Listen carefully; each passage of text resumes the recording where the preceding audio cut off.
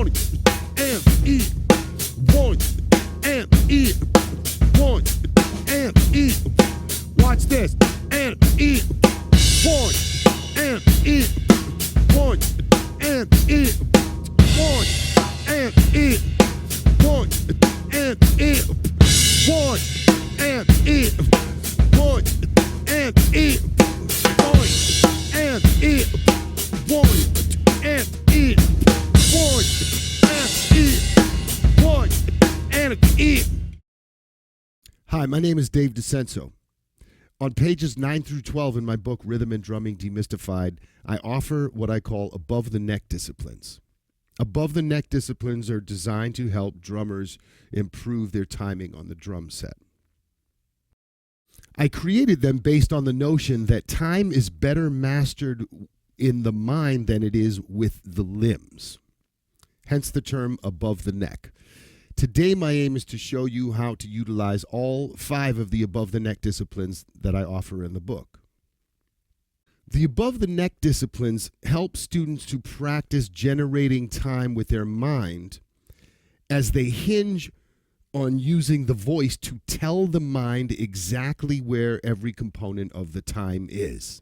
That is key right there. The voice telling the mind exactly where the time is.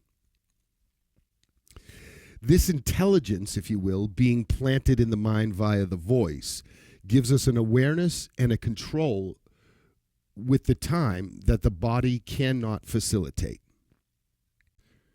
There are different ways to improve our timing using our voice, but the one that I have found of most value to me over the years is to subdivide the time. For our purposes here, let us understand subdividing as I define it in my book, Universal Rhythms for Drum Set. I'm going to read from the book verbatim what this definition is. It says, subdividing means to vocalize, parenthesis, count out loud, the smallest spaces, parenthesis, subdivisions, within a rhythmic figure while accenting the figure itself. One more time. To vocalize the smallest spaces within a rhythmic figure while accenting the figure itself. So this is very much like playing a rhythm with your hands that has both accented and unaccented notes. The reason that I subdivide this way is because it provides me a discipline with which to simultaneously attain mental ownership,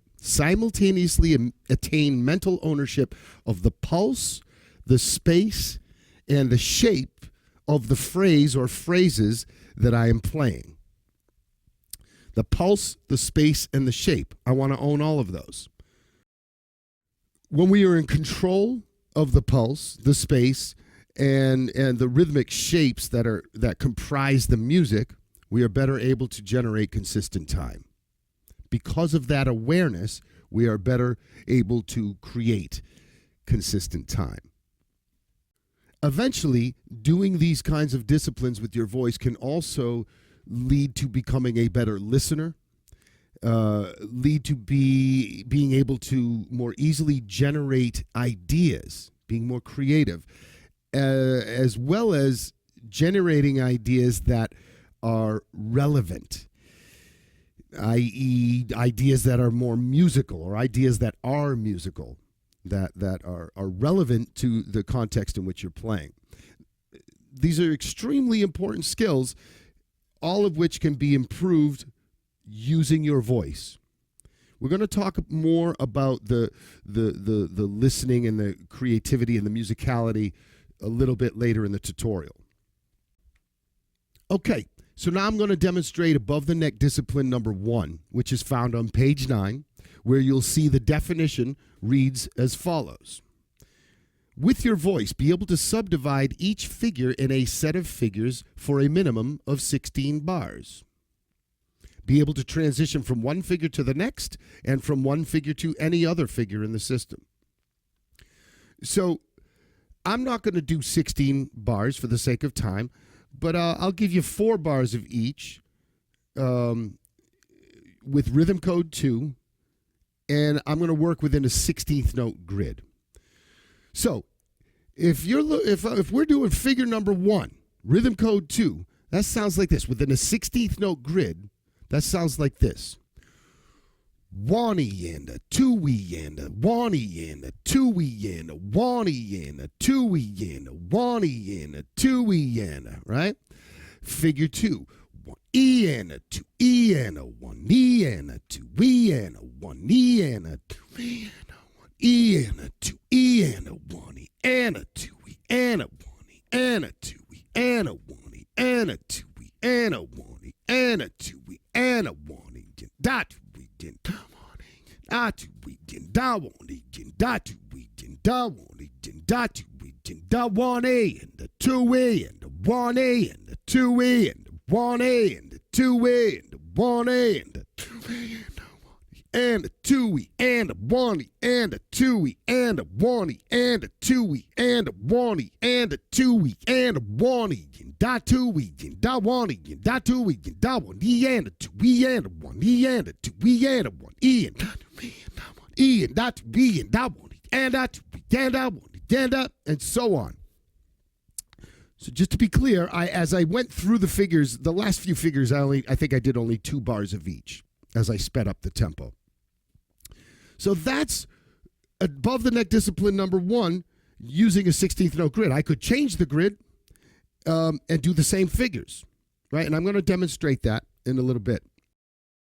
Okay, so before moving on to the next discipline, I want to cover a few points, a few details that you should be aware of when using your voice in this manner. One is saying everything. Articulate everything. So we were just moments ago talking about pulse, space, and shape. When you subdivide in this manner, you are verbalizing, and if you're listening, you are absorbing this information with your mind, the pulse, the space, and the shape. So like, for example, 1E and a 2E and we'll do figure number 2, 1E and a 2E. So the pulse, I'm saying it just happens to be ghosted because of the figure, but I'm saying it 1E and a 2E and I'm listening to it. So I'm owning that pulse. I'm absorbing that information. I am accentuating the figure. I'm sorry, I'll go to the space next.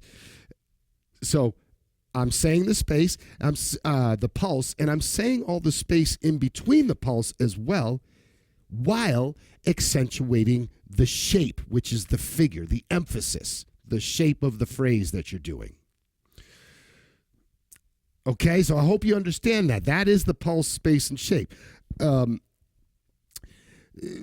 give you one more example. Say figure number 3. 1E and a 2E and a 3E and a 4E and a 1E and a, right? You hear the pulse, you hear the space, and you hear me accentuating that shape.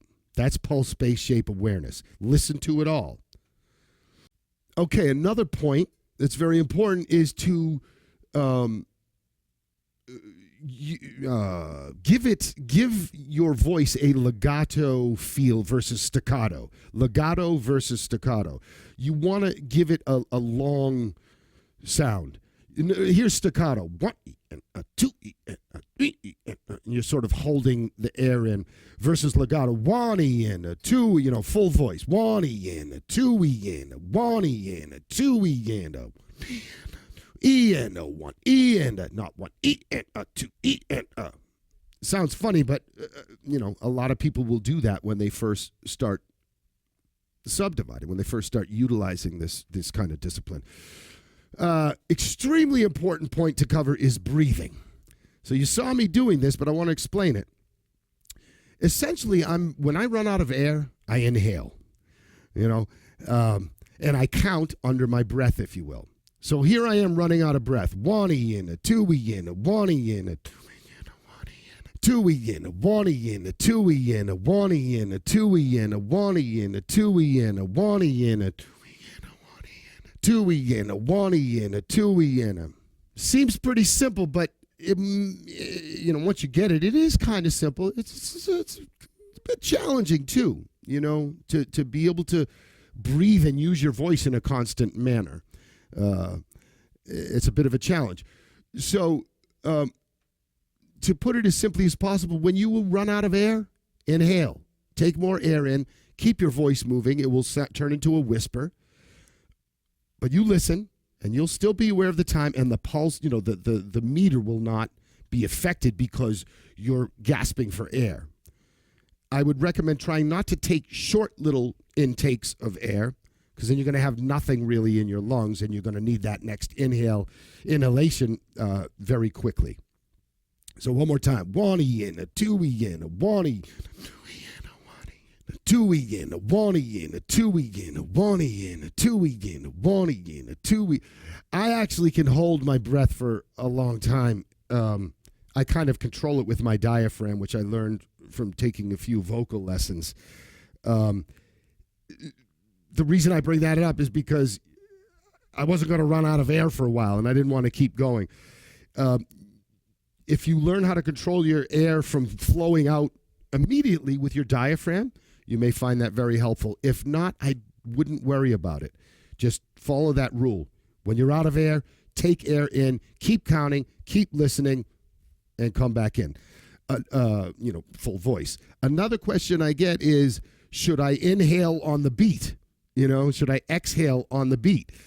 And you may want to do that at first because it's sort of a coordinational challenge to not do that. It may feel strange coming in on the end of two, coming in meaning back with your full voice. The goal is to be able to inhale whenever you need air. I don't care if you're on the A of 4 or the E of 1. When you're out of air, take it in. At first, it may help you to inhale on a downbeat. That will be, for you to discover. The importance of making it groove. I want this. When I'm working on this with my students, I'm telling them I want this to groove. I don't want this to sound like some verbal recitation, with no. It's got to have a pocket. It's got to have a forward momentum. You want to develop a comfort level, a level of grace with this. And if you've never used your voice, you will most likely, like most people that I've come across, you will struggle. It's kind of another limb. It's like putting a stick, in this brand new limb and expecting that limb to work as well as your other limbs that have had sticks in their hands all these years. There will be a period of time where you will need to adjust to the challenge of using your voice and getting it to groove. I want my students to come into my class and as if there's no drum set there, and I'm like, okay, groove me, baby. Make me feel something. This is, you don't need drums to do that. Last point, then we'll move on. The importance of what I call grid jumping. When you work on a set of figures like Rhythm Code 2, don't necessarily do it in just one grid. Like I did Rhythm Code 2 in a 16th note grid. You can also do that rhythm code in a swung 16th note grid or a 16th note triplet grid, right? So explore your options for grids. 16th note triplet grid. If I'm doing figure 1, rhythm code 2, that sounds like this.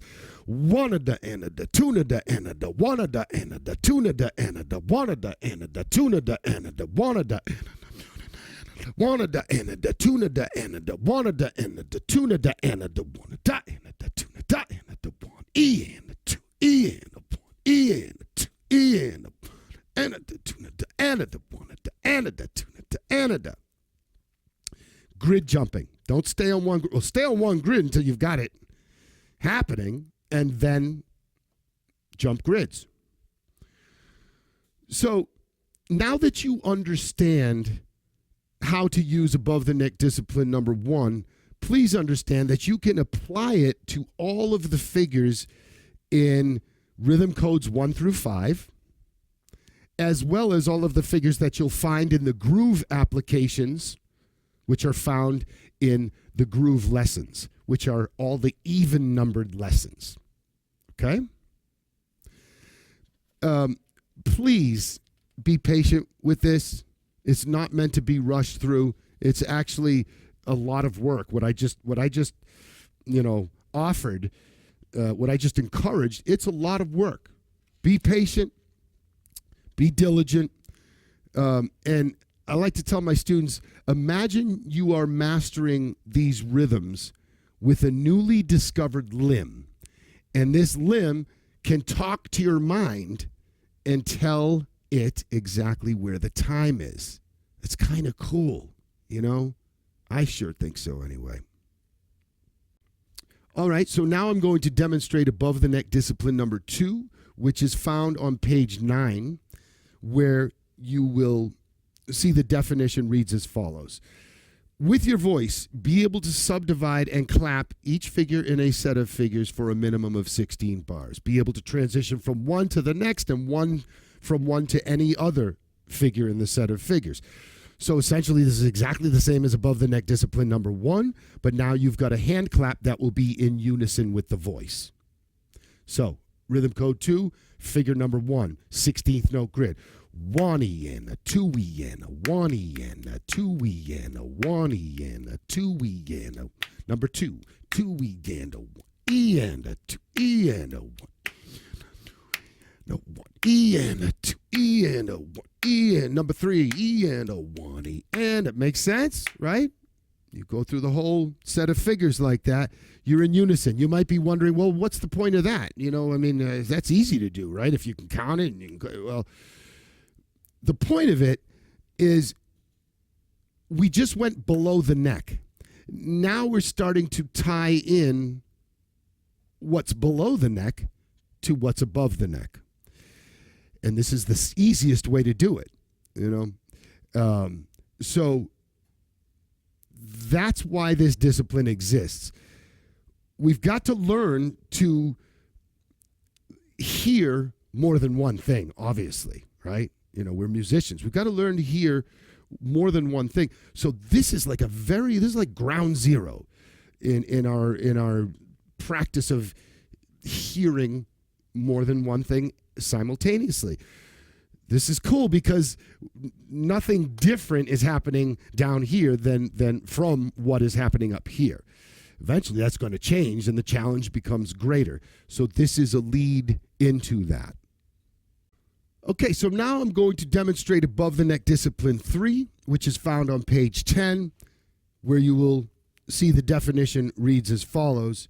With your voice, be able to subdivide and interpret on the drums, meaning with your body, with your limbs, each figure in a set of figures for a minimum of 16 measures. Be able to transition from one to the other and from one to any other figure in the set of figures. Okay, so now this is exactly the same as discipline number 2, but instead of hand clapping, we're now on the drums. And to demonstrate discipline number 3, above the neck discipline number 3, we're going to go to lesson 13, which is found on page 44. And I'm going to show you exercise 1. And exercise 1 has us interpreting figure 1 from rhythm code 2 with inverted paradiddles. So figure 1 rhythm code 2 is quarter notes. 1E in, a 2E in, a 1, and your hands are going to be doing this. 1E in, a 2E in, a 1E in, a 2E in, a 1. Figure 2, 2E in, a 1E in, a 2E in, a 1E in, a 2E in, a 1E in, a 2E in, a 1E in, a 2E, 3, 1E, and a 2E, and a 2E. And a 1E and a 2E and a 1E and a 2E and a 1E. I want it. I want it. I want it. I want it. I want it. I want it. I want it. I want it. I want it. A 1E, a 2E, a 1E, a 2E, and a 1E E and a 2 E and a 1 E and a 2 E.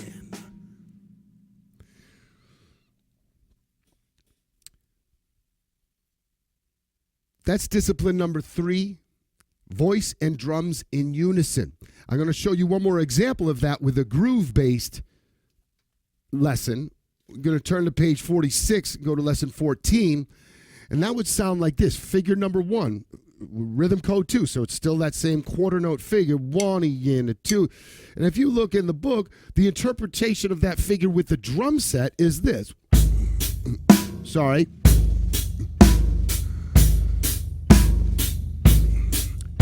All right, so 1 E and a 2 E and a 1. So essentially the bass drum is taking the figure. 1 E and a.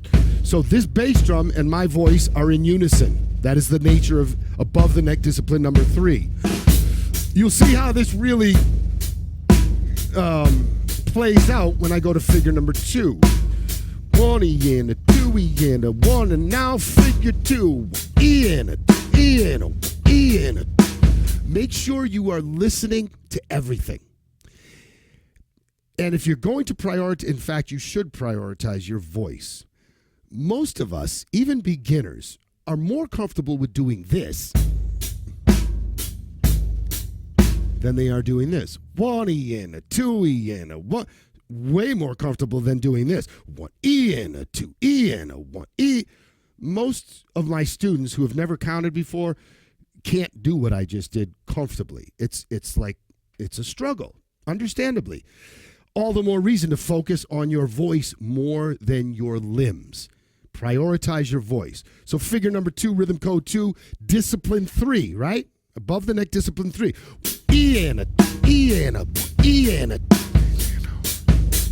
E and a E and a E and a 1 E and a 2 E and a figure number 3 and a 1 E and a 2 E and a 1 E and a 2. I want to hear everything as one. If that means I have to focus on one and put the other on autopilot, well, I focus on that, okay, and then I focus on the other side and put the other side on autopilot. So we've got 2 separate entities, and the idea is to bring them together. I call that dovetailing the dialogue, if you will. There's not much of a dialogue right now because my voice and my drums are saying the same thing, but that's about to change. We want to hear it all as one. So now you know how to use above the neck discipline number 3.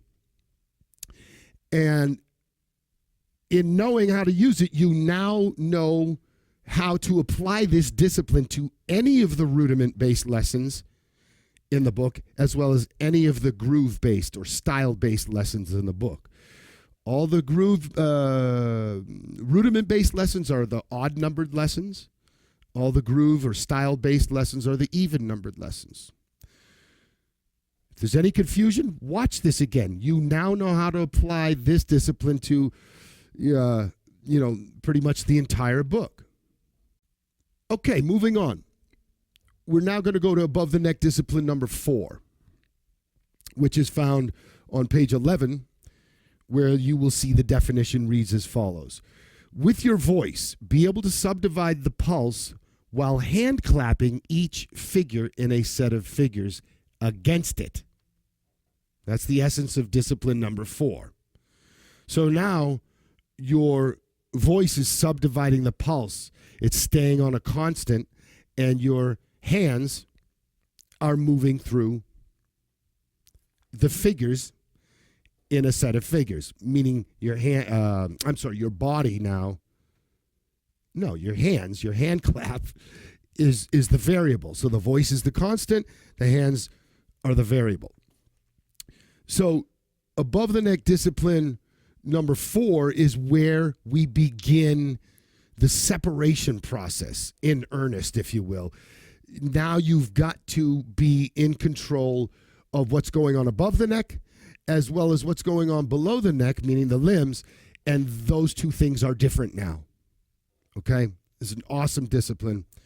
And this is where we begin to start working on our ability to hear outside of what we're saying, what we're playing. An extremely important discipline. So, rhythm code 2, with above the neck discipline 4. Check it out. So we start in unison, right? We got this. 1E and a 2E and a 1E and a 2E and a 1E and a 2. Now the voice stays there and the hands move. 2E and a 1E and a here we go. 1E and a 2E and a 1E. You see that?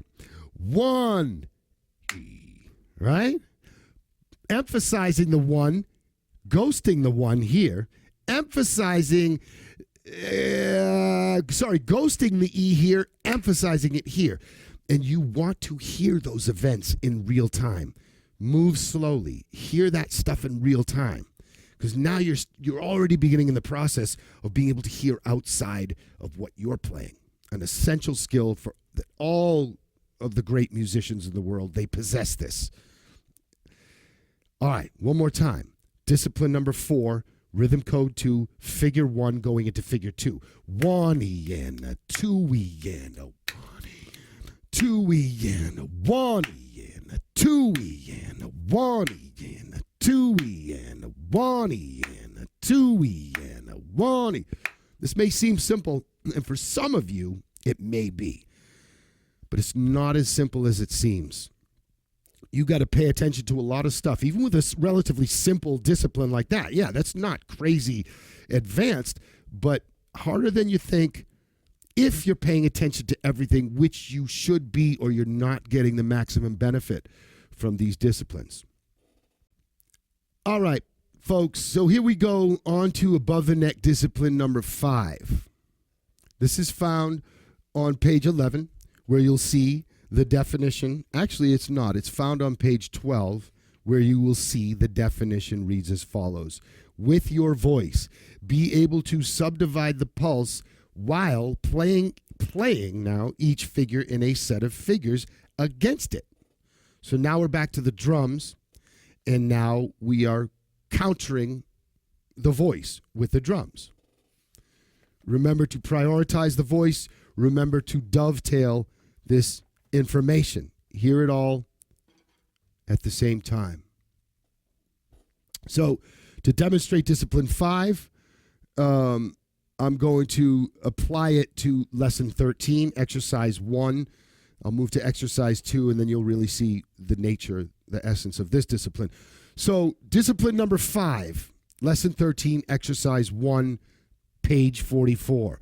1E and a 2E and a 1E and a 2E and a 1E and a 1E and a 2E and a 1E and a 2E and a 1E and a 2E and a 1, 1. Right? That separation is important. You know what most people do when they get there is they go 1E. And they emphasize the E with their voice because their head above the neck is attached to below the neck. And that separation is what we're working on right now. We want to sever that connection. So that is discipline 5. And I'm going to show you now discipline 5 within a groove context. So we'll go to lesson 14 and we'll look at exercise 1. And we got this. The drums are doing this. All right. So the voice starts in unison. We're doing discipline number 5. So we got this. 1E and a 2E and a 1E and a 2E and a 1E and a 2E and a 1E and a 2E and a 1E. Oh, I just did it. It's because I'm thinking too much. You know what I was just thinking of? I'll tell you. I was thinking of, am I going to include these other disciplines that aren't in the book that I think I'm going to include? I think I am. But that's what I was thinking about. That's my excuse. Here we are. Discipline number 5, exercise number 1, lesson 14. So we got that 1E and a 2E and a 1E and a 2E and a 1E and a 2E and a 1E and a 2E and a 1E and a 2E and a 1E and a 2E and a 1E and a 2E and a 1E and a 2E and a 1E. So right here, I'm like making sure that bass drum lines up with my and, that I'm ghosting. 1E and I'm emphasizing down here, I'm ghosting it up here, and I'm making sure they line up, and I'm prioritizing my voice. For most human beings, it would be easier to go 1-E-enda, 2-E-enda than it is to say go. Most human beings would speed up or slow down, but most human beings could probably just go 1-E-enda, 2-E-enda.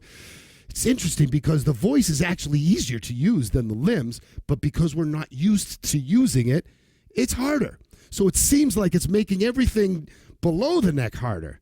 And that's a tricky piece of terrain you've got to travel there. You got to get over that hump.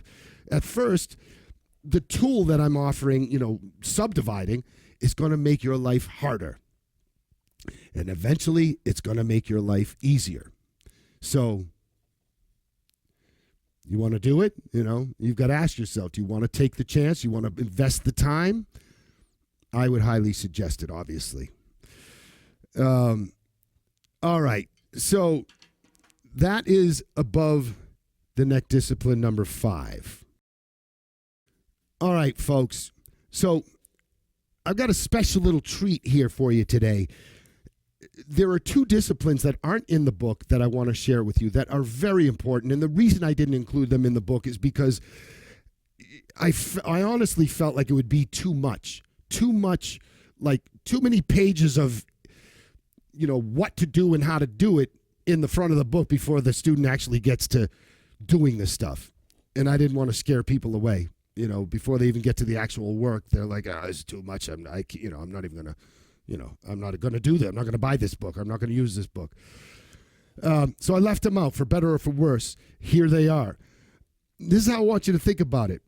Discipline 4, above the neck discipline 4, has the voice as the constant and the hand clap as the variable, right? The voice on the pulse, the hand clap taking the various figures in a set of figures. I want to reverse that. We're going to call this discipline 4A. Discipline 4A would have you clap the pulse and have your voice move through the figures. This is harder for like 99% of the students I've ever put this in front of than the reverse, than discipline 4, right? So here's 4A. 1-E-enda, 2. So rhythm code 2, right? 1-E-enda, 2-E-enda, 3-E-enda, 4. I'm counting in 4. 3 for no in particular reason. 1-E-enda, 2-E-enda, 3-E-enda, 4-E-enda, E-enda, E-enda, E-enda, E-enda, E-enda, E-enda, E-enda, E. So a very natural occurrence that I see with students is when they get to the E, instead of going E-enda, E-enda, E, they go like E-enda, and the hand follows the voice. This is the separation we're working on. And this is improving your listening. And when you're improving your ability to listen outside of what you're saying, you're improving your ability to create, because what you're hearing can inform what you want to say. And if you're listening, what you say will be relevant, so you'll be playing more musically. These are hugely beneficial skill sets that come from doing these types of disciplines with the voice. So that's discipline 4A. Hang on an ostinato with your hands and move through the figures with your voice. Don't move that hand as the voice travels. Okay, so I'm going to show you this last discipline, that the second one that is not offered in the book, and we're going to call this discipline 5A because it is related to discipline 5. Discipline 5 has the voice articulating the pulse while the drums move through figures as variables, right? And now we're going to reverse that. So the drums take the pulse, the voice moves through. And again, reversing this is harder for almost everybody. So if you struggle with this one, you're not alone. So we can apply discipline 5 to both rudiment-oriented exercises as well as style or groove-oriented exercises. I'm going to show you a rudiment-based exercise. We'll go back to lesson 13. Exercise 1 sounds like this. So the voice would be 1-E-enda, 2-E-enda, 1-E-enda, 2-E-enda, 1-E-enda, 2-E-enda, 1-E-enda, 2-E-enda. Now the hands are going to stay the same and the voice is going to move. So now we got 2E and a, here we go. 2E and a, E and a, E and a, E and a, E and a, E and a, E and a, E and a, E and a, E and a, E and a. Get it? I was about to screw up, so I stopped and asked you if you got it, because I want to make sure you're paying attention. You weren't paying attention to me about to screw up. All right. I want to give you a couple of examples of this. This is a fun discipline that I like to do, just playing straight time and counting through different figures. In fact, I'll use lesson 14, step 4, the figures in step 4, which are the groove applications on page 47. And I'll start on figure number 1. 1 and a 3. 1 and a 3. 1 and a 3. Number 2 is coming up. Here we go. 1 and a E. 1 and a E. 1 and a E. 1 and a E. Go through all those figures, for example, in step 4, lesson 14. And when you do that, imagine that those figures that you're verbalizing are your bass player or a guitar player or somebody else in the band, and you're just holding down the time for them, listening. Very, very useful skill, very useful practice, I should say, to develop your hearing. A little advanced version of that. Check this out. So I'm going to just place down here. So instead of 1, 2E, 1E, now I got this. 1, 2, 1, 2. Now I'm going back to figure number 1, step 4, lesson 14. 1, 2, and 3. 1, 2, and 3. 1, 2, and 3. 1, 2, and 3. 2 and